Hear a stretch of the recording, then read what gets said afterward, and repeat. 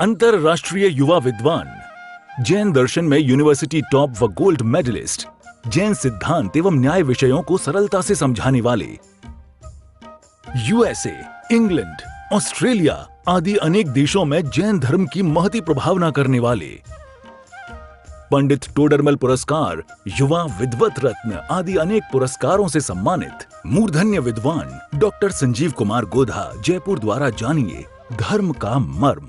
इस कार्यक्रम के प्रायोजक हैं श्रीमान वज्रसेन जैन, श्रीमती सुनीता जैन, श्रीमान शोभित जैन, श्रीमती सृष्टि जैन, आत्मार्थी श्वेता जैन और निर्ग्रंथ जैन, महावीर पीवीसी प्रोडक्ट्स, विश्वास नगर, दिल्ली।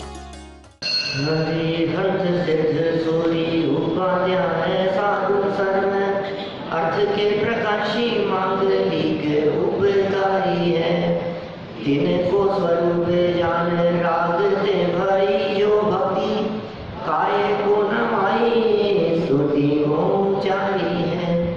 धन्य धन्य तिन ही से काज सब आज भये, कर जोड़ बार बार वंदना हमारी है।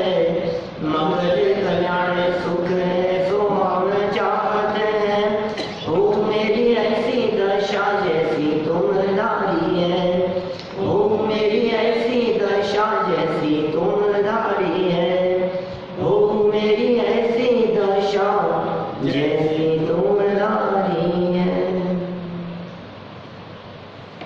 क्षत्र चूड़ामणि नामक इस ग्रंथ के आधार से कल कहानी यहाँ तक पहुँची थी कि जीवनधर कुमार उन्हें जब अपनी पत्नी गंधर्व दत्ता का पत्र मिला तो पत्र से उन्हें परिस्थितियों का अनुमान लगा कि मेरे वियोग में उनकी क्या हालत हो रही है।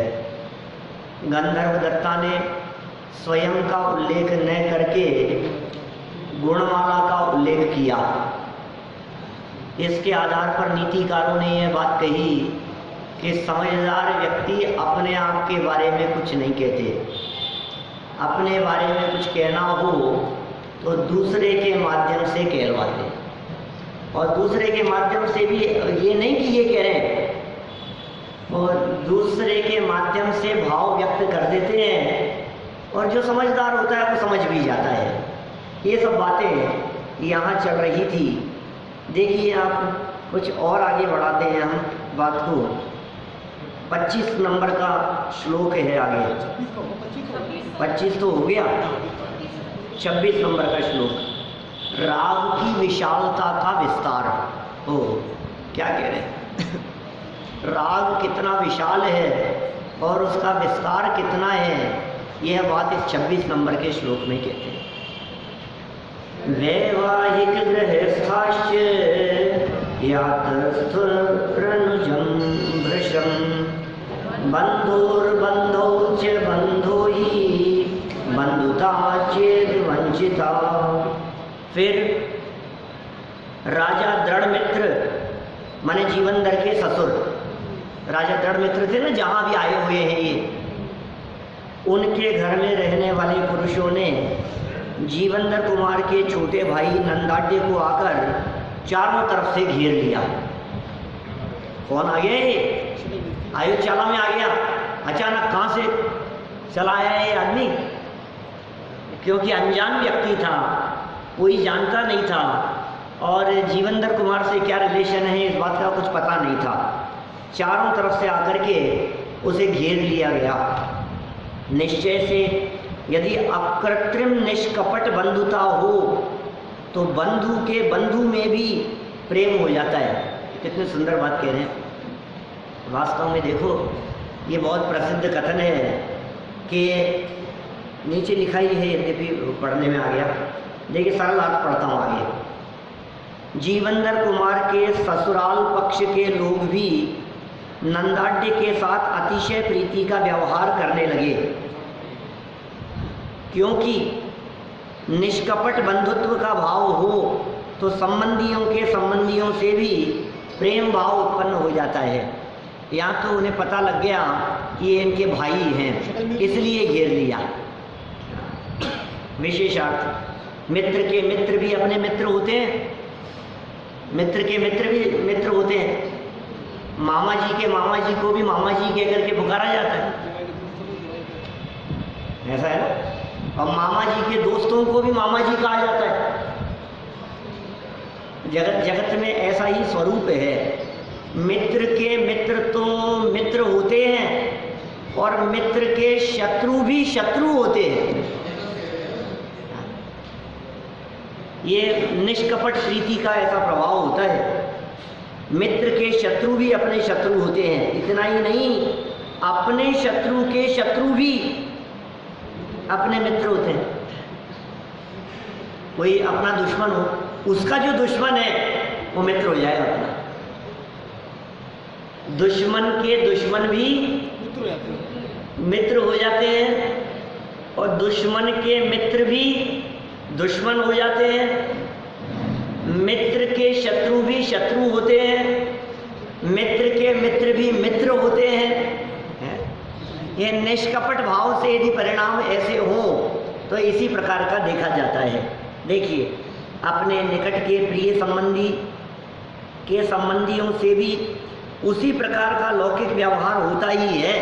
जैसे आपके ब्याई जी के ब्याई जी, अब आप उनसे कैसा व्यवहार करोगे? हैं? ब्याई जी जैसा ही व्यवहार करेंगे, सीधी सी बात है, इसमें क्या है। ब्याई जी के ब्याई जी भी ब्याई जी जैसे ही दिखते हैं। यह सब विषय कषाई जीवों के परिचित में है, परिचय में है। माने ये सारी बातें कोई कहने योग्य नहीं है और हम क्या कहें आपको इन बातों के बारे में। ये सब परिचित है, सबको परिचय है इन बातों का। ब्याई जी के साथ में कैसा व्यवहार करना है ये सब जानते हैं। अपने कंवर साहब के मित्रों के साथ में कैसा व्यवहार करना है, उनके साथ में आए हैं तो कोई आव भगत में कमी नहीं होती है। तो बोले ये सब परिचय में, सब लोग इन बातों को जानते हैं। राग द्वेष के व्यवहार की कोई सीमा नहीं है। ओ, बात तो ये बताना चाह रहे हैं, आप क्या सोच रहे हो? असली बात तो ये बतलाना चाह रहे हैं कि राग व्यवहार की कोई सीमा नहीं है, राग व्यवहार की कोई मर्यादा नहीं है। राग व्यवहार कितना आगे से आगे दौड़ता चला जाता है, द्वेष का संबंध भी कितना आगे से आगे दौड़ता चला जाता है, उसकी कोई सीमा नहीं है। वैसे ही आत्मा का ज्ञानानंद स्वभाव भी अनादि अनंत है, अर्थात असीम है। वाह! राग द्वेष की कल्पना की, राग द्वेष को उदाहरण रूप प्रस्तुत किया, राग द्वेष के माध्यम से समझाया। और समझाना किसको है? कि समझाना अपने आत्मा को है। राग किस तरह से बढ़ता हुआ दिखाई देता है, ये जगत का स्वरूप है, ये मोहियों का मोह परिणाम है। जगत का स्वरूप इसी तरह का है। जैसे बच्चे के प्रति ज्यादा मोह दिखता है ना, पोते के प्रति ज्यादा मोह दिखता है। हाँ, वही मूल से ज्यादा ब्याज प्यारा होता है। ऐसा ही है भाई साहब। हो सकता है आप अपने ब्याई जी के प्रति इतना व्यक्त नहीं करो जितना उनके ब्याई जी के प्रति व्यक्त करना पड़ेगा आपको। ये तो अपने ही है, लेकिन वो आए हैं ना पहली बार, तो उनसे ज्यादा प्रेम प्रदर्शित करेंगे रोज, क्योंकि ये भी राजी होते हैं। उनका इतना सम्मान, ये मोहियों का ऐसा ही परिणाम है सब। राग का स्वरूप इसी तरह का है। देखिए, ये तो राग का स्वरूप असीम कहा, लेकिन कह रहे हैं आत्मा के आनंद का स्वरूप भी बहुत असीम है। एक बार उस आत्मा का अतीन्द्रिय आनंद प्राप्त होता है तो फिर उस आनंद में मर्यादा नहीं होती, अमर्यादित आनंद है वो। सादी अनंत काल के लिए उस आनंद का उपभोग होता है। आनंद आनंद आनंद आनंद आनंद, वो कैसा आनंद होगा भाई साहब? ये साधारण आनंद की बात नहीं है जैन साहब, ये उस आनंद की बात चल रही है जिस आनंद को महावीर भगवान भोग रहे हैं। तो आने के बाद कोई जाता नहीं, बोलो, जाएगा नहीं कभी। एक बार आ गया तो कभी जाएगा नहीं। भोग रहे हैं साक्षात भगवान। बोलो मास्टर साहब, आपको यदि भगवान महावीर जैसा आनंद मिले तो कैसा लगेगा? मजा ही आ जाएगा। क्या बात है। भगवान महावीर जैसा, मैंने सोचते ही कितना रोमांच हो उठता है अपने परिणामों में। भगवान आदिनाथ जैसा आनंद, वैसा आनंद आ जाएगा। आ सकता है वैसा कि पुरुषों को कि स्त्रियों को, कि कोई भेद नहीं है, दोनों को आ सकता है। दोनों में आत्मा है। दोनों में आत्मा है। आत्मा के आनंद की बात चल रही है। आईने के सामने खड़े होकर दिखाई देने वाला जो चेहरा है ये मेरा नहीं है। इस चेहरे के पीछे जो है वो मूल तत्व, वो मेरा स्वरूप है। उसको देखो आप, वो देखने योग्य है। ये जो बाहर में दिखाई दे रहा है, ये सुंदर दिखाई देता हो चाहे बदसूरत दिखाई देता हो, इससे कोई फर्क नहीं पड़ता। समझदार लोगों की दृष्टि माल पे होती है, पैकिंग पे नहीं। बोलो भीम जी भाई साहब, आपके यहाँ बंटवारे में पिताजी संपत्ति का खूब बंटवारा कर दे में, धन और सोने का बंटवारा किया जा रहा है, गोल्ड का। 25 किलो इनके पास में और 25 किलो इनके पास में। अब एक के पास तो अच्छी पैकिंग में दिया और दूसरे को एक थैली में दिया। पैकिंग है नहीं, सारी संपत्ति को बेचकर गोल्ड ले आए। ठीक है, 50 किलो गोल्ड आ गया, मान लो इतनी संपत्ति थी। अब 50 किलो गोल्ड या गोल्ड के जो भी थे उनको सबको बहुत अच्छी पैकिंग में मार्केट से लेकर के आए। अब पैकिंग तो सिंगल ही आती, बेटे हैं 2, बोलो बंटवारा करना है, अब क्या करें। 50 किलो के 2 हिस्से कर दिए। अब एक तो चला जाएगा पैकिंग में और दूसरा रहेगा बिना पैकिंग में। बोलो क्या करना है हर जगह, पैकिंग वाला चाहिए कि बिना पैकिंग वाला चाहिए? बात तो एक ही है, समझदार आदमी है। क्या फर्क पड़ता है, माल तो पूरा ही है। क्या जिसकी दृष्टि माल पे होती है ना, उससे फर्क नहीं पड़ता, थैली से फर्क नहीं पड़ता, पैकिंग से फर्क नहीं पड़ता। ऐसे ही हम ये कह रहे हैं, ऊपर से दिखता हुआ गोरा चेहरा और काला चेहरा, काला शरीर, मोटा हो चाहे पतला हो, कोई फर्क नहीं पड़ता है, क्योंकि अंदर जो माल है वो आत्मा सब में एक जैसा है। वो माल है अंदर में। और ये गंदा क्या क्या देख रहा है तू? ऊपर से देख रहा है, तू पैकिंग से देख रहा है, तुझे देखने की अकल नहीं है क्या? माल देख अंदर से माल देखेगा तो कोई फर्क नजर नहीं आएगा। ये ज्ञानियों की दृष्टि असीम आनंद भरा है भाई साहब। 25 किलो गोल्ड में क्या आनंद है, इस आत्मा के आनंद के सामने पानी भरता है। जैसे आत्मा का आनंद आता है, ये 25 किलो नहीं, ये 25,000 करोड़ का सोना हो तो उसे लात मार के दीक्षा ले लेते हैं, लेते ही। चक्रवर्ती जैसे सम्राट शांतिनाथ भगवान हमारे वेदी पे विराजमान है। यहाँ पे मूल नायक शांतिनाथ भगवान है अपने जिन मंदिर के। चक्रवर्ती थे, चक्रवर्ती, आपको अंदाजा है चक्रवर्ती का वैभव कितना होता है? शांतिनाथ पंचम चक्रेश्वर, 12 काम सुदेवा, 16 तीर्थंकर हम पूजे, होवे संस्कृति छेवा। बोलो, पंचम चक्रेश्वर, 5वें नंबर के चक्रवर्ती थे शांतिनाथ भगवान, 5वें नंबर के। चक्रवर्ती कितने होते हैं? 12 होते हैं चक्रवर्ती। 5वें नंबर के चक्रवर्ती थे शांतिनाथ स्वामी। चक्रवर्तियों का वैभव कैसा होता है, हमारा दिलो दिमाग काम नहीं करे, इतना वैभव है, हम सपने में नहीं सोच सकते, इतना वैभव होता है चक्रवर्ती का। इतना सपने में नहीं आ सकता आपको कहें भरो फिगर, जितना बड़ा भर सकते हो आप, हो ही नहीं, कहना ही संभव नहीं, वचनों में नहीं आ सकता। इतना वैभव हो चक्रवर्ती के पास में, किसके दम पर छोड़ करके चला जाता है। ये असीम आनंद मिल गया, ये आत्मा का असीम आनंद मिल गया। जो अतीन्द्रिय आनंद इस देह में मौजूद आत्म तत्व में है, उस आनंद की प्राप्ति हो जाने पर तिनके की जैसे त्याग देते हैं। हे शांति जिन तृण सम तजी, ली शरण एक अखंड की। बोलो, एक अखंड आत्म तत्व की शरण ले लेते। देखो जरा क्या कह रहे हैं आगे, किसकी विशालता की बात कर रहे हैं? चक्रवर्ती के वैभव की विशालता में कुछ दम नहीं है। राग और मोह का, द्वेष का, इसका फैलाव और विस्तार जितना दिखाई देता है उसमें कुछ दम नहीं है। वहाँ से दृष्टि हटाओ तो वो तो दुख का फैलाव था। ज्यों ज्यों राग फैलता हुआ दिखाई देता है, ज्यों ज्यों मोह फैलता हुआ दिखाई देता है, त्यों त्यों आप अपने दुख के लिए बीज बोते हो। देख लो आप, जिसका मोह जितना ज़्यादा फैला हुआ होगा वो उतना ज़्यादा दुखी होगा। रोजाना आज इसके दिया है और आज इसके घरों में जाना है और आज इसके बर्थडे पार्टी है और आज इनकी शादी है और आज इनके बेड में जाना है और आज इनको अस्पताल में मिलने के लिए जाना है। जिसका जितना मोह ज़्यादा होगा उलझा ही रहेगा, अपना काम नहीं कर पाएगा। मोह का विस्तार, जितना मोह और राग का विस्तार ज़्यादा होता है उतना ज़्यादा व्यक्ति उलझा रहता है। वो दुख के साधन है। और आत्मा कैसा है? ये सुख का साधन है। वहाँ असीम दुख है राग और मोह की वृद्धि में, और यहाँ असीम आनंद है अपने स्वभाव में। कहते हैं ना, निज घर बिना विश्राम नाही। अपने घर के बिना कहीं शांति नहीं। इसको अपने घर की खबर नहीं।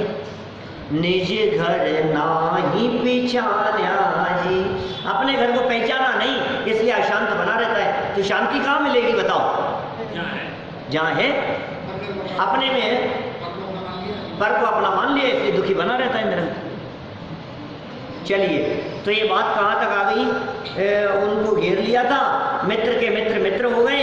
ये हमारे संबंधी थे, हमारे कंवर साहब थे और इनके भाई आए हैं, चारों तरफ से घेर लिया और बहुत उत्साह मनाया जाने लगा वहाँ। अब देखिए, नई कथा एक यहाँ से प्रारंभ होती है। अकस्मात ही ग्वालों का रोना चिल्लाना प्रारंभ। लो, ये क्या हो गया इनका?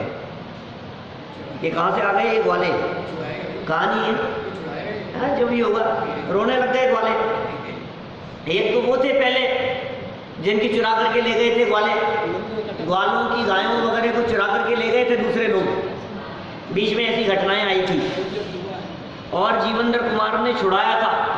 उन्होंने बहुत प्रयास किए और प्रयास करके काष्टांगार की सेना तक को निवेदन किया और सेना को भी चोरों ने मार के भगा दिया। फिर जीवनधर कुमार बचा लाए थे गायों को। ये घटना बीच में घटी थी एक। अब ये देखो नई घटना है, ग्वालों का रोना चिल्लाना प्रारंभ। ग्वाले क्या होते हैं? ग्वाले क्या होते हैं? हैप्पी ग्वाले क्या होते हैं बेटा? गायें चराने वाले। साथ ठीक है ना? गायें चराने वाले को ग्वाला कहते हैं। देखो जरा क्यों रोने लगे? एक ही बात हो सकती है, उनकी गायें ले गया होगा कोई। अवस्कंदाद गवाम गोपा अथा क्रोश नृपांगणे पीड़ायां तु भृशं जीवा अपेक्षन्ते ही रक्षकान। इसके अनंतर बहुत से ग्वाले गायों के पकड़े जाने से राजा के आंगन में रोने चिल्लाने लगे। कहाँ की बात है? हेमावा नगरी की। हेमावा नगरी में जहाँ राजा दृढ़मित्र राज्य किया करते थे और राजा दृढ़मित्र के जमाई थे कौन? जीवनधर कुमार। उस राज्य में ग्वालों की गायों को कोई पकड़ करके ले गया तो वे आंगन में आ गए, राजा के आंगन में, और रोने चिल्लाने लगे। निश्चय से अत्यंत पीड़ा होने पर प्राणी अपनी रक्षा करने वालों की अपेक्षा या आशा किया करते हैं। ये क्या नीतियाँ बताते हैं भाई, ये सच्चाई है। ये जगत का स्वरूप इस तरह का है। आपको यदि बहुत बड़ा संकट आएगा ना आपके माथे पर, तो आप उसे याद करोगे जो आपके संकट में आपका सहयोग कर सकता है। सबसे पहले कौन याद आते हैं? बोलो। आपको यदि समझ लीजिए किसी तरह की कोई परेशानी हो गई, बिजनेस संबंधी परेशानी हो गई, तो आपको सबसे पहले कौन याद आ रहे हैं? घर में भाइयों में झगड़ा हो गया, आपको सबसे पहले कौन याद आ रहा है? भगवान। भगवान तो कुछ नहीं करेंगे, मैं किसके पास में जाऊं? क्या हमारे ये इनकी शरण में जाना चाहिए, ये न्याय कर सकते हैं, ये मेरी हेल्प कर सकते हैं, इनको जाकर के अपना दुखड़ा बताना चाहिए। सोचता ही ये व्यक्ति, नीति है इस तरह की। किनके पास जाकर के अपना दुखड़ा रोता है? जिनके पास जाने से हमें अपनी समस्या का कुछ समाधान मिलने की संभावना दिखती हो, वहीं जाकर के अपना रोना रोता है व्यक्ति। देखिए सरल अर्थ कहते हैं यहाँ।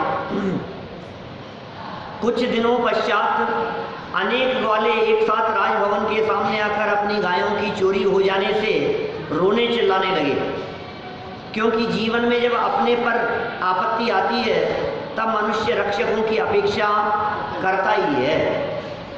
अपेक्षा है भाई साहब, मेरे ऊपर संकट आ गया है, इतना बड़ा एकदम संकट आ गया है, अब पैसे की ज़रूरत है तो किसके पास में जाए बताओ? कौन दिखता है आपको? दिखते हैं अज्जू भैया के पास चले जाओ, कुछ कुछ व्यवस्था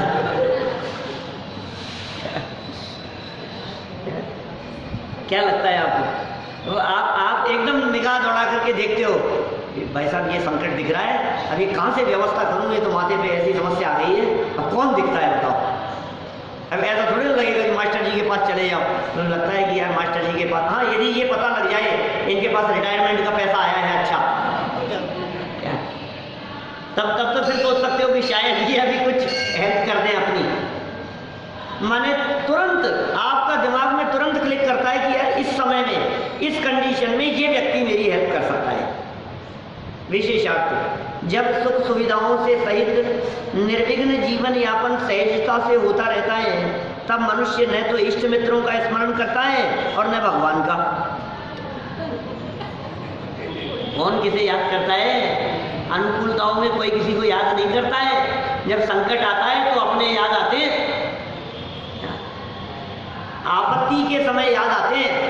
बहुत प्रसिद्ध कहावत है इनका, दुख में सुमिरन सब करे, सुख में करे न कोई, और जो सुख में सुमिरन करे दुख काहे को होए।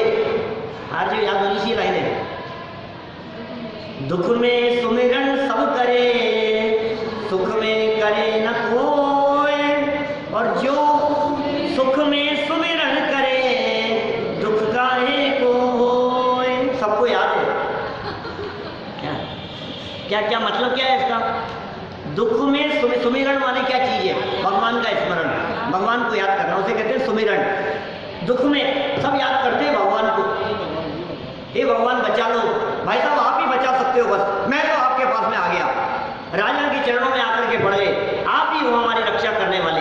दुख में सुमिरन सब करे, और सुख में अरे अरे ठीक है होगा कोई, मुझे जरूरत नहीं है। सुख की परिस्थितियां होती हैं, अनुकूल परिस्थितियां होती है, तो कौन किसे याद करता है? कौन किसके यहाँ जाता है? कौन किसको पुकारता है? किसे फुर्सत है? क्या हमने कहा भाई साहब आओ ना यार घर, तो यार टाइम नहीं है, थोड़ा सा व्यस्त रहते हैं, टाइम ही नहीं मिलता है, क्या बताऊँ आपको, टाइम ही नहीं मिलता है ना आपको। अब फिर किसी दिन 2 लाख रुपए की जरूरत पड़ गई अचानक, फिर क्यों आ गया? अब कहाँ से टाइम मिल गया तुम्हारे को? सब संकट का काल आया तो संबंधी याद आने लगे क्या, और कोई संकट नहीं था तो कोई याद नहीं आ रहा था। ये स्वरूप है, जगत के स्वरूप का चित्रण कर रहे हैं ऐसा। देखिए जब कोई विशेष संकट आ पड़ता है तब वह सहायता की अपेक्षा अवश्य ही करता है। इस कारण ग्वालों की आजीविका के साधन रूप गायों की चोरी हो जाने से वे अत्यंत दुखी होकर गायें वापस मिले इस आशा से राजभवन के सामने आकर रोने चिल्लाने लगे। हमारी गायें चोरी चली गई, गायों को छुड़वाओ, रोने चिल्लाने लगे। सब मिलकर के आ गए। राजा दृढ़ मित्र का संकल्प, क्या संकल्प नहीं है राजा, बोलो भाई, गाय दिलाएंगे तुम, राजाओं का तो ऐसा ही आश्वासन होता है, चिंता मत करो मैं करता हूँ कुछ, मैं कुछ ना कुछ करूँगा। सानुक्रोशम तदाक्रोशम क्षमाधीशो न चक्षमे पाता पायान्न चेत पायात् कुतो लोक व्यवस्थितिः। राजा करुणा को पैदा करने वाला उनका रोना सहन नहीं कर सका। ओ ऐसी स्थिति तुम्हारे साथ में, अरे तुम्हारे यहाँ चोरी करके मानो उन्होंने तुम्हें नहीं मुझे चैलेंज किया हो। राजा को चैलेंज करता है, आपके घर में चोरी करके पुलिस वालों को चैलेंज किया है मानो कि तुम क्या व्यवस्था देखते हो, कितनी चोरियां हो रही है।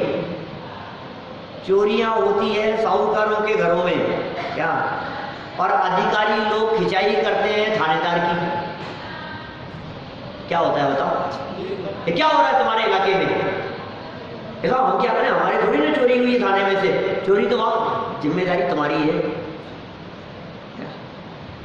राजा के राज्य में रहने वाले सिपाहियों की जवाबदारी है कि चोरी नहीं होनी चाहिए। तो मानो राजा को भी ऐसा फील हुआ, वो सहन नहीं कर सका उनके रोने को। यदि पतन रूपी विनाश से प्रजा की रक्षा न की जाए तो फिर संसार में राजा और प्रजा की व्यवस्था कैसे रह सकती है? राजा की जिम्मेदारी है प्रजा की रक्षा करने की। प्रजा आएगी वो राजा की ही शरण लेगी, और राजा ही यदि अन्यायी हो जाए तो फिर प्रजा का क्या होगा, फिर किसके पास में जाए?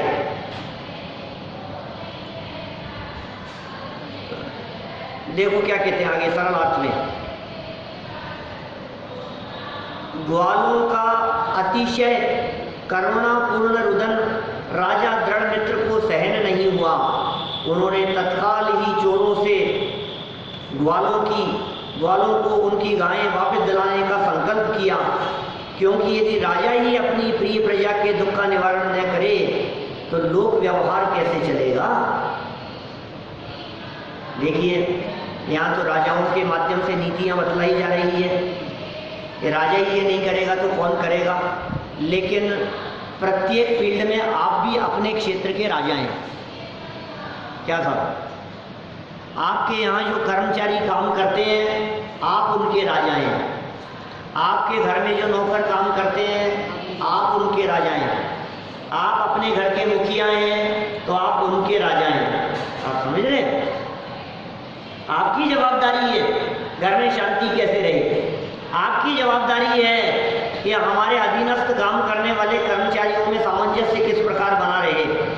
आपकी जवाबदारी है कि अपने अधीन जो भी सेवक काम करते हैं उनके कष्टों का निवारण किस प्रकार से हो, ये आपकी जिम्मेदारी है, क्योंकि आप राजा हैं उनके। वो किससे अपेक्षा रखेंगे बताओ? घर में काम करने वाला कोई नौकर है और उसके घर में शादी है तो किससे अपेक्षा रखेगा? सहयोग की हमारे से अपेक्षा रखेगा। तो वो नौकर आखिर ये रखेगा ना कि मालिक कुछ तो शादी है, काम है, कुछ उधार दे दो, बाद में कटाता रहूँगा, जो भी होगा। आखिर वो अपेक्षा किससे रखेगा? पिताजी की तबीयत खराब हो गई, अस्पताल में इलाज के लिए अचानक पैसे चाहिए तो किसके पास जाकर के बात करेगा? फिर राजा की जिम्मेदारी है उन्हें संभालने की। देखिए आप, नहीं तो ये लोक व्यवहार चल नहीं पाएगा। विशेष अर्थ देखें, दुष्ट लोगों द्वारा निरपराधी लोगों को दुख देना और राजा जैसे समर्थ पुरुषों द्वारा उनके दुखों का निवारण करना, ऐसा लोक व्यवहार अनादिकाल से चल रहा है और भविष्य में भी चलता रहेगा। ऐसा ही संसार का स्वरूप है। ये संसार का स्वरूप है। कुछ कहानी चल रही है इसलिए मैं थोड़ा फास्ट बढ़ रहा हूँ, कोई विशेष बात नहीं है। जहाँ कोई तत्व की और कोई मार्मिक बात आएगी वहाँ हम रुकेंगे। देखिए आगे क्या हुआ। जीवनधर कुमार का जंगल की ओर प्रस्थान। दीक्षा ले रहे हैं क्या? वाह, चोरों को पकड़ने की जंगल की ओर प्रस्थान। स्वामी श्वसुर रुद्धोपी गोमोचन कृते ययो पराभवो न सोढव्यो शक्ति है शक्ति स्तु किम पुनः। ससुर के रोकने पर भी जीवनधर कुमार गायों को छुड़ाने के लिए चले गए। अरे मैं जाता हूँ साहब, अरे गवर्नर साहब आप रुको, आप नहीं, मैं तो चला।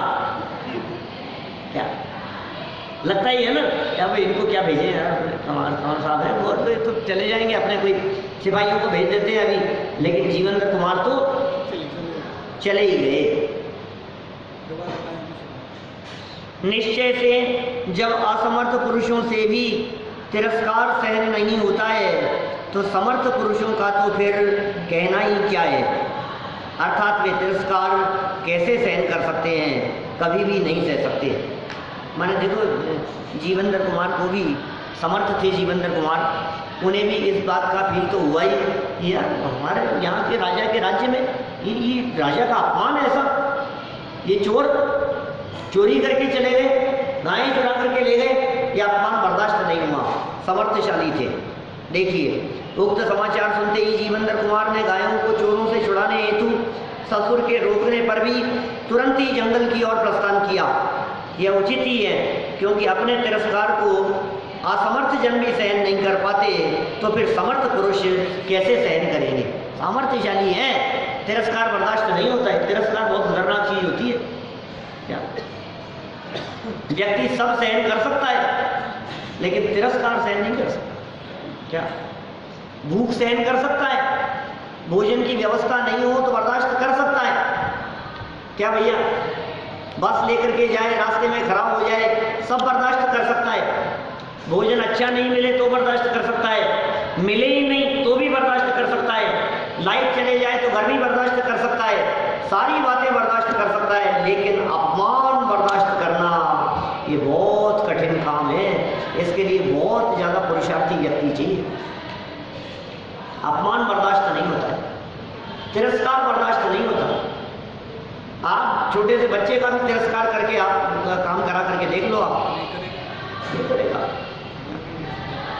छोटों का भी तिरस्कार नहीं और बड़ों का भी तिरस्कार नहीं। ये तिरस्कार तो किसी का किया ही नहीं जाना चाहिए, क्योंकि तिरस्कार तोड़ने का काम करता है। तिरस्कार से व्यक्ति टूटते हैं, तिरस्कार से परिवार टूटते हैं, तिरस्कार से आपसी सामंजस्य टूटता है, तिरस्कार से दोस्ती टूटती है, तिरस्कार से तलाक हो जाते हैं। क्या बोलो, ये तिरस्कार बहुत खतरनाक है। तिरस्कार के कारण हत्याएं कर देते हैं लोग। आप अपमान करके, दुत्कार करके किसी को निकाल दो, घर से भगा दो, वो आपकी हत्या करने की प्लानिंग बना लेगा। क्या बोलो, दुर्योधन का तिरस्कार हुआ तो महाभारत खड़ी हो गई। क्या था? तिरस्कार ही था, और क्या था? बोलो, इतना ही तो था कि राजमहल में चलते हुए साध्य पता है कि घटना क्या घटी थी। कौरवों पांडवों का परिवार तो पता है? 100 पुत्र थे। कौन कौन? युधिष्ठिर वगैरह, तो दुर्योधन वगैरह 100 भाई थे। ठीक है, किसके बेटे थे? धृतराष्ट्र के। और 5 भाई थे, वो उसके भाई के बेटे थे, पांडव के बेटे थे, वो पांडव कहलाए। तो 5 तो पांडव थे, वल्लभ भाई के बेटे थे, और जो पांडव 5 थे उनके ताऊजी के लड़के थे 100, धृतराष्ट्र के बेटे थे 100। तो एक दिन अचानक क्या हुआ, दुर्योधन ये राजमहल में चलते चलते अचानक ठोकर लग गई उसको। किसको भैया? दुर्योधन को ठोकर लग गई। अब दुर्योधन को ठोकर लग गई, इनके जो पिता थे, दुर्योधन वगैरह 100 भाइयों के जो पिता थे, धृतराष्ट्र, वो थे अंधे। अंधे थे वो, उनको दिखता नहीं था कुछ भी। ठोकर किसके लगी? जो अंधे थे ना, उनके बड़े बेटे के, उनकी ठोकर लग गई दुर्योधन की। राजमहल में एकदम ठोकर खा करके लड़खड़ा रहे थे। इतने में वो अर्जुन की पत्नी जो थी द्रौपदी,